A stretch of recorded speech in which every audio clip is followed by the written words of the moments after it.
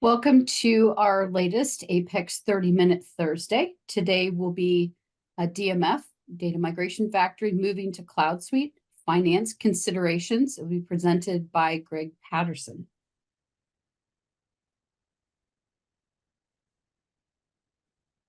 Our agenda for today, we're just going to do a quick overview of who we are at Apex, an introduction for Greg, and then he'll be going through the data migration overview, some core considerations, and best practices for a successful conversion.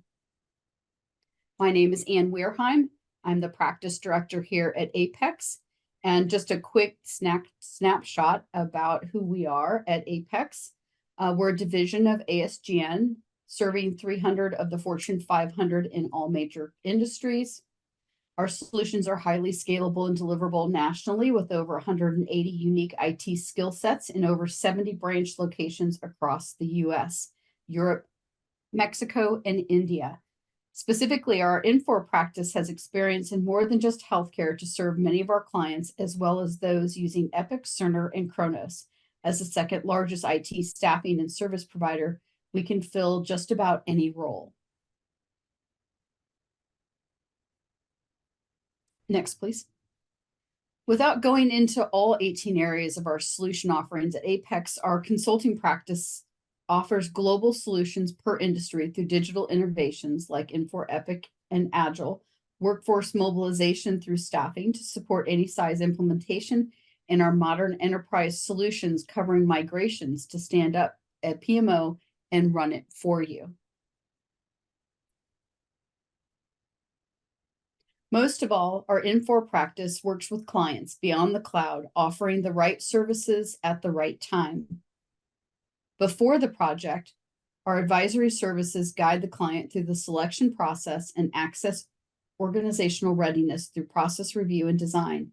We offer total program governance and change management services to clients to start clients off on the right foot for their implementation.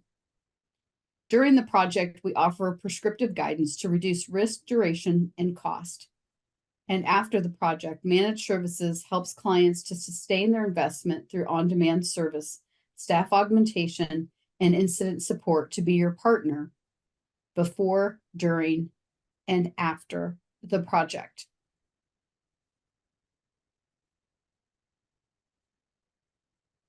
So as I said, your presenter today is Greg Patterson. I'm Ann Wehrheim, and I'm going to turn it over to Greg. Thank you, Greg.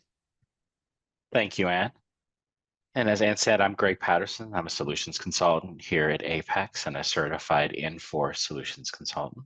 Today, we're going to talk about the DMF process and what you should consider as you're deciding perhaps to migrate from a legacy version of Infor Lawson into the Infor FSM cloud version, particularly those going into multi-tenant. So to start you out about kind of an overview about the process, if you decide to upgrade to the Infor FSM solution and you're a legacy customer, you have two core options, maybe a third, but two primary options to choose from in that migration. In a conversion, FSM client data from Lawson can be retrieved. It's translated into the format for FSM, and then the final data is validated and imported in FSM, kind of in an offline and then online process. In a conversion, a customer has a little bit more control over the process because they're kind of designing it end to end with their integrator. You can stagger certain migration elements or certain phases of the project. And you have just a little bit more flexibility in a conversion, but in that you are manually migrating your data, which may take a little bit more time depending on the volume and size of your enterprise. In a DMF conversion to FSM, your client data is retrieved from Lawson and an Infor process is used to convert that data and load it into the FSM solution. The DMF process uses automated logic that's going to help with that conversion process and has a couple of key features that can be used in that automated logic. A reminder, though, that this is an Infor provided conversion as a service, so there are updates to this process ongoing, and this does not represent the full gamut of services or offerings for the DMF process. In the DMF process, some of the features, though, that exist today are support for a global ledger as is or master data only migration.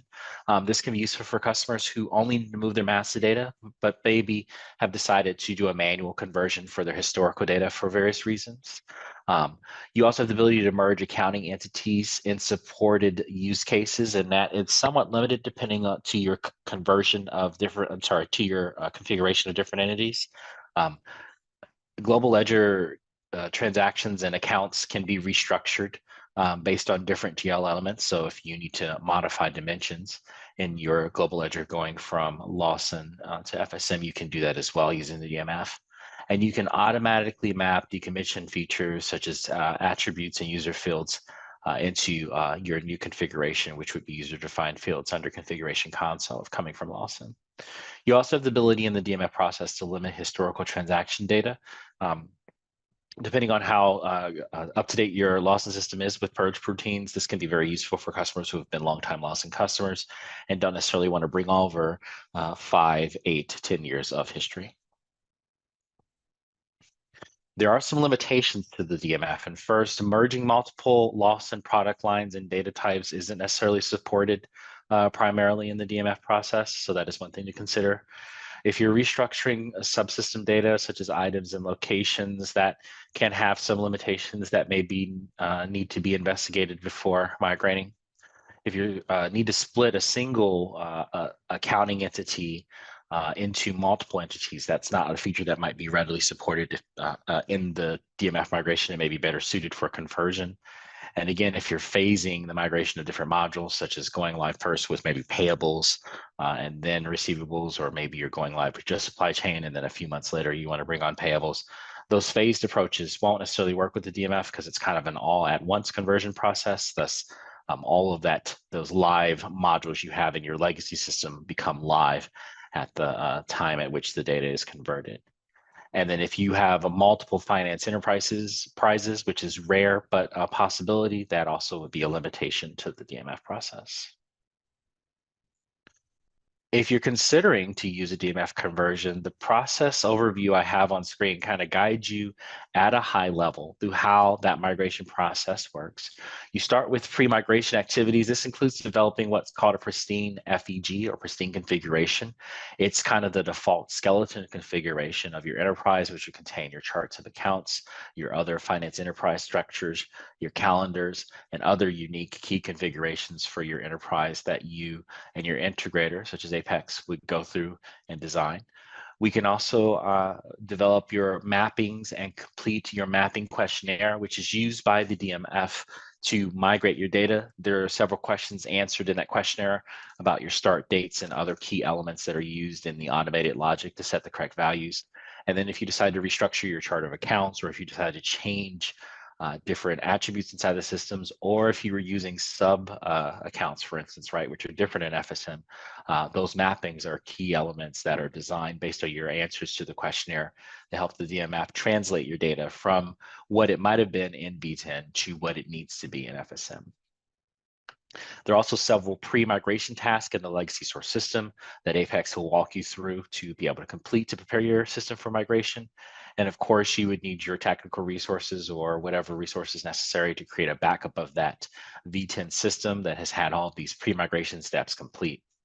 Once that file is generated, it is sent off or transmitted electronically to Infor, and then an automated process takes the migration questionnaire we've completed and the mappings and the pristine FEG that I talked about earlier, that pristine configuration, combines that, and the result is put into our target FSM environment in the application. The process of doing that can take a different amount of time, and we're going to talk about considerations a little bit more to think about for time, but the process for that to happen can vary depending on the amount, the size, the complexity of data you have. And so at the bottom of the screen, you see there's a downtime error, and it's very key to understand from the point at which that backup is given to the Infor team until the point at which you validated the resulting data that Infor has given you. Your system is going to be down in this conversion. And that's one thing that some customers don't necessarily understand when they start out in the DMF journey, that they need to consider that there is a downtime period. There is an unavoidable downtime period, to be quite honest. That will vary depending on your migration needs. And it is one key thing, that's why it's in red at the bottom of this slide, to consider. So we're talking about that migration process that Infor will complete for you. And the post-migration, there are tasks that must be completed once the data is converted and put into the new environment to prepare it for validation and review, including some close activities and other key steps that are required in the stand-up of a new environment. Those are all listed under post-migration task, and Infor will have you complete those once it delivers a post-migration meeting with you to discuss any abnormalities and discuss times. And then once those post-migration tasks are completed, your teams can perform their validation on your migrated data to check balances and transaction values that they find important. And then once validated, your new system would be live for you to operate on FSM. But again, the key is to understand that that downtime begins from the point at which you give your backup copy of your V10 data to Infor until the point at which you validate that migrated system. There's a standard process for any DMF migration that you see in front of you today. It has 5 core phases. Conference room pilot is your initial discovery, and each of these processes is a conversion in the DMF, if you will, right? Before this would be some of your setup, your initial project activity, and then you would move into your first round of DMF conversion, which would be conference room pilot. That first conversion of data lets us get some assessments done, some other information about your data. It normally highlights any significant errors we're going to encounter and gives us a first run at the amount of time it will take to transform your information into your new environment using the DMF process. So it's kind of critical. Once it's converted, we will spend time with you to go through that initial converted data, work on those abnormalities, review some of the process changes that may be necessary. And then at that point, we also start to finalize those requirements and prepare for testing of integrations. The next conversion process is SIT, where we deliver system integration testing for any RICE elements that have been created. And again, this is a second conversion, of course, refining on the first to either reduce those conversion times and clean up our data and smooth over those processes to streamline our DMF conversion. Once we have a successful SIT, we move into UAT, which is user acceptance testing. And then that's when we will do end-to-end business process testing after our DMF data is provided. This usually is kind of our last time to make any substantial changes to the process, because our next 2 phases kind of go in tandem based on your go live date. I should note, between any of these phases, you as the customer control the amount of space between the two. And we're going to talk about that in our overview slide that's coming up next. But Infor performs these in sequence. It's just the amount of time between them depends on your project and that discussion that you've had with your project team. Once a successful user acceptance testing is completed, then we perform a mock conversion.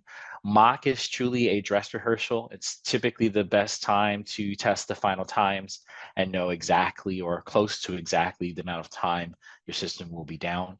It is rather quick and early done immediately preceding your final go live and cutover, which would be your final conversion. And then Infor stores your converted legacy data for 90 days post go live as well. Core considerations you should use with the DMF is what we're going to talk about next. And I've identified kind of 5 key elements to help you make a decision about whether this particular conversion process is useful for your enterprise or the best decision for your enterprise. We'll start with talking about our overall migration approach. And since the DMF transforms entire supply chain data set, you should make sure that you are ready for a full go live, not a staggered go live. We talked about that a little bit earlier. Those 5 core phases I talked about are required, but they are the time between them you can determine as a customer. So that's one other key thing to note that we talked about earlier. DMF migrations can be more efficient than a conversion. They can take less time in that note, but Apex has typically found that most customers are successful with an 18-month process for this. Some customers desire a 12-month, and that is achievable with perhaps some loss of functionality or if you don't have a lot of customizations or integrations. But our happiest and most successful customers typically take about 18 months on average, give or take a few months depending on complexity, to complete this process and move to the FSM system. Sorry about that. Modernization of FSM does require updates to some business process. I know that there can be an understanding that this is a lift and shift, and you could make your DMF process a lift and shift. But we find generally most customers who are migrating to FSM from the Lawson system will experience a little bit of change in business process. The degree of change depends on the process that you have, but there is a little bit of change management to be managed. And if you're migrating from many customers to one company, through the DMF, you can have some numbering change challenges that might have adverse impacts on related systems. So there may be some additional testing that you need to consider, and that can impact a lot of different departments, including your supply chain departments, your payables departments, and any other department that uses any numbering system that you have in your financial application.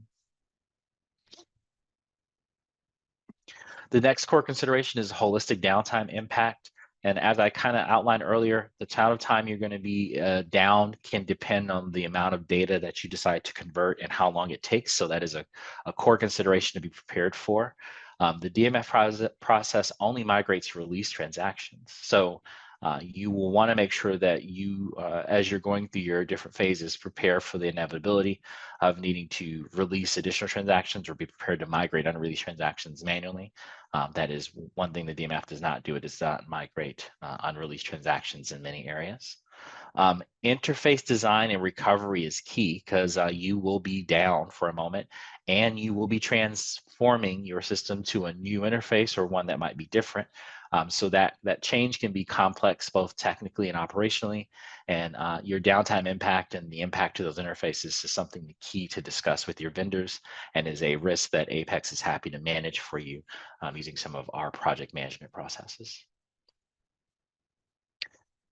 Age and detail of your legacy data to be migrated is another key element, and this directly impacts the amount of time, more data that you have coming over. Sometimes you experience a longer time for your converted data to process. The Infor team does their best to optimize that and does a lot of additional work with you and your integrator to streamline that process. But at the end of the day, customers who migrate, 2, 3 or more years of data will experience a little bit longer of a time to convert. If your customer used a legacy paint process, so this is one item to keep a note. If that has been used significantly in your system, it can cause some issues with some DMF processes. As always, there are ways to resolve this, but it can make your process of converting a little bit more time consuming if you know you've made some substantial uses of that feature to correct different areas. And customers should make sure they validate their data retention policies before starting this process. A lot of times we get into the conversion and the biggest question the customer that will be asked is about data retention and can we purge data? And if there's no retention policies developed for the enterprise, this can be a complex question to ask that can take a little bit longer than necessary. So making sure you've already discussed data retention is something you may want to consider before you start your conversion process. And you want to have strong, documented, and validated downtime procedures if you decide to choose the DMF process. They are very much key and they are highly recommended given recent events with networks and updates and CrowdStrike, right? It's kind of just a key reminder that having a method to complete a transaction downtime is a good idea to have documented, even if you're not going through a DMF process. The level of change to your financial structure is another consideration, and you can do an as-is or metadata only migration if you are keeping the same structure from your legacy system to the new system, and that can be simple for some customers who might be migrating. A lot of customers we find tend to want to restructure the GL, and you can rename and consolidate GL accounts, map accounting units, map account categories. Activities are going to map automatically to projects, but you can control some of that mapping. Sub-accounts can move to a new FSM dimension because they are different in FSM. Your inter-entity counts become a dimension, and your user-defined attributes and other account attribute elements may become dimensions depending on how you use them. So that restructure element adds a little bit more complexity to your data migration process that doesn't necessarily always impact your timeline, but definitely will require more involvement by your finance team to test and validate these transformations show up in your new system in a manner that you understand in the future. The move to FSM requires us to change our vendor, our customer, our PO document, and invoice numbering in some ways. So that's one thing to, of course, consider as well. A lot of customers maybe don't think about it on the onset, but it can have a wide-reaching change management impact if by chance it's not properly managed. In our core considerations, we always recommend you consider non-finance impact, and that would be things that are outside of the finance team's perhaps purview, management, or control that are going to still have a major impact, and change management is one of those. Moving to a new ERP system isn't just a change for the finance team, it's a change for the enterprise, right? It can have an impact on a variety of different areas, including HCM, our supply chain, our legal teams, any other aspect of our enterprise. So making sure that we've got some sort of enterprise change management approach, policy, or resources in place is key. And those resources or policies or processes should leverage what has been previously successful in your enterprise to drive change. Because again, you'll be moving to a new system. While moving from Lawson to FSM is probably the least level of change enterprise would experience. Being prepared to absorb that change is something we find that differentiates our customers who are successful from those who might struggle sometimes with the migration. That includes discussing and reviewing all the other business processes that interface with finance under our non-finance impact.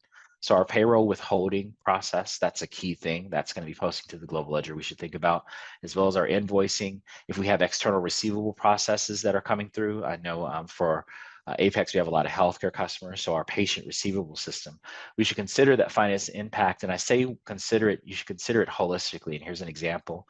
If you're a healthcare entity moving from a Lawson V10 solution to an Infor FSM solution, and you're also in the middle of upgrading your patient invoicing or hospital billing system to Epic or Cerner, right? It may not be ideal to start this DMF process until that project completes.